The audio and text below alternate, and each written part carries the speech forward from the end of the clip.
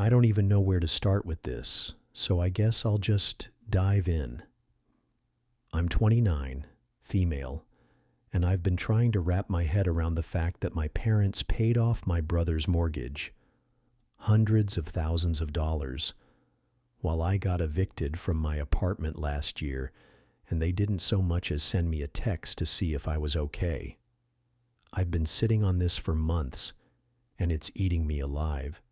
So here I am, venting to strangers on the internet because I don't know who else to tell. I'm not looking for pity. I just need to get this out before it festers any more than it already has. A little background.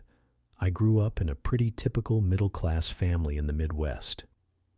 My parents aren't rich, but they're comfortable, retired now, with a decent nest egg from years of careful saving and my dad's pension from his engineering job.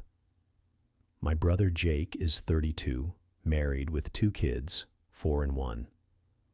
I'm single, no kids, and I've been grinding away at my career in graphic design, which, let's be honest, doesn't pay as well as people think unless you're at the top of the game. Jake's a high school teacher, and his wife, Sarah, is a part-time nurse. They're not rolling in dough either, but they've got a nice house in a suburb about an hour from where we grew up. Growing up, I always felt like Jake was the golden child. He was the athlete, the one who got straight A's without trying, the one who could do no wrong. I wasn't a screw-up or anything. I got decent grades, went to college, paid my own way through with scholarships and part-time jobs, but I always felt like I had to work twice as hard to get half the attention. My parents would show up to every one of Jake's basketball games, but when I had an art show or a debate tournament, they'd forget or have some excuse. I brushed it off as a kid, but looking back, it set the tone for how things are now. Fast forward to 2023. I was living in a 1-bedroom apartment in a mid-sized city about 3 hours from my parents. I'd been freelancing full-time for a couple of years, and while I was making ends meet, it was tight. Then I hit a rough patch. A big client ghosted me after I'd done a ton of work for them, and I didn't have the resources to chase them down legally. Then my car needed $2,000 in repairs, and my health insurance didn't cover a minor surgery I needed, so I was out another $5,000. I was drowning. I tried to keep it together, but I fell behind on rent. I didn't tell my parents at first because I'm stubborn, and I didn't want to seem like a failure. But eventually, I swallowed my pride and called my mom. I explained everything, how I was behind on rent, how I was working 60-hour weeks to try to catch up, how I was barely eating because I was prioritizing bills. I didn't ask for money outright, but I was hoping she'd offer something, even just a couple $100 to cover groceries or part of my rent. She listened, said, "That sounds tough, honey." And then, nothing. No offer to help, no follow-up call, no, "Hey, are you okay?" I was crushed, but figured they were just busy or didn't realize how bad it was. So I sent a text a week later, being more direct. "Hey, I'm really struggling. Is there any way you could help me out with a little cash to cover rent? I'll pay you back." Crickets. My dad sent a 1-line reply. "Sorry, kiddo. Things are tight right now." That was it. Meanwhile, I found out through my cousin, who's always been my family gossip lifeline, that my parents had just paid off the remaining $180,000 on Jake's mortgage. Apparently, they'd been planning it for months as a surprise for him and Sarah to help them get ahead with the kids. My cousin said Jake threw a big barbecue to celebrate, and my parents were there, beaming like they'd just won the lottery. I wasn't invited, by the way. Didn't even know it was happening. When I heard that, I felt like someone had punched me in the gut. I was literally facing eviction. My landlord had already sent me a notice. And my parents, who I thought had my back, were out here dropping six figures on my brother's house without a second thought. I don't begrudge Jake wanting to be debt-free. I get it. Mortgages suck.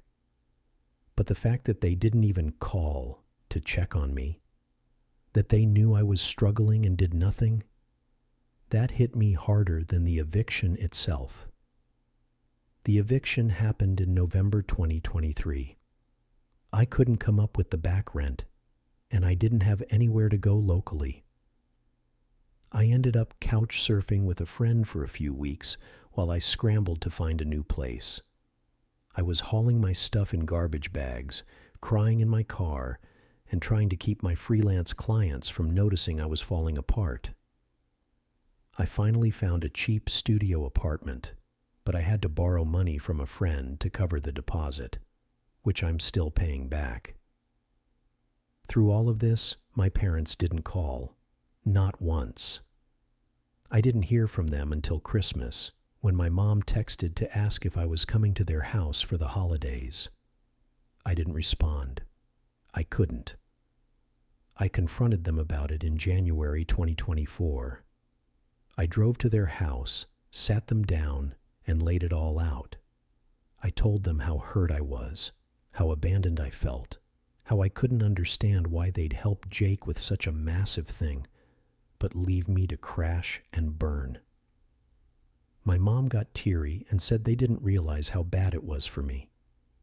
My dad got defensive and said they'd earned the right to decide how to spend their money, and that Jake's family needed it more because of the kids. I pointed out that I wasn't asking for $180,000. I just needed a lifeline, a few $100, anything to keep me from losing my home. They didn't have much to say to that. My mom mumbled something about how I'm independent and they thought I'd figure it out.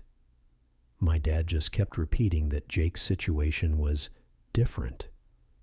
I left that conversation feeling like I was talking to strangers.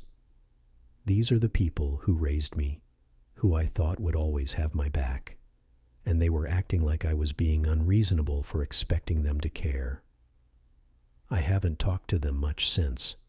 I get the occasional text from my mom, usually about something trivial, like a recipe she tried or a photo of their dog. But I keep my responses short. I don't have the energy to pretend everything's fine. Jake, for his part, doesn't seem to get it either. I tried talking to him about it, hoping he'd at least acknowledge how messed up it was, but he just said, "I didn't ask them to pay off the mortgage they offered." Like that makes it better. He also said I should have planned better and that freelancing is risky. Thanks, Jake. Real helpful. The thing that kills me is the double standard. Jake's always been the one they babied. When he was in college, they paid for his car when it broke down. When he and Sarah got married, they gave them $10,000 for a down payment on their first house. Meanwhile, I was working 2 jobs in college to cover my rent, and when I graduated, I got a $50 gift card to Target. I'm not saying I need a parade, but the disparity is so blatant, it's almost comical. And now, with the mortgage thing, it feels like they've drawn a line in the sand. Jake's their priority, and I'm just collateral damage. I've been trying to move on, but it's hard. I'm back on my feet now, sort of.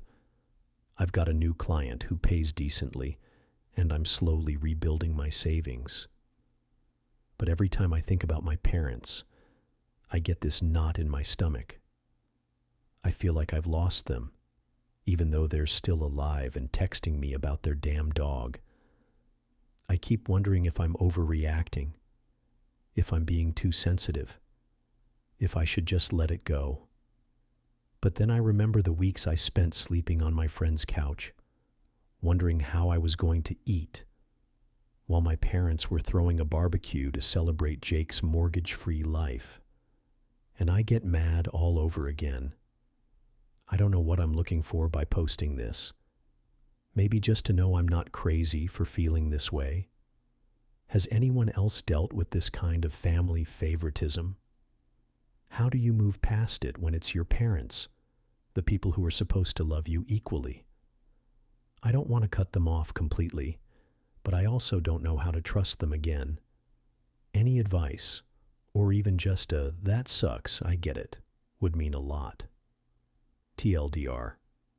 My parents paid off my brother's $180,000 mortgage while I was getting evicted and didn't offer me any help, not even a phone call. I confronted them, and they brushed it off. Now I'm struggling to deal with the hurt and figure out how to move forward with them.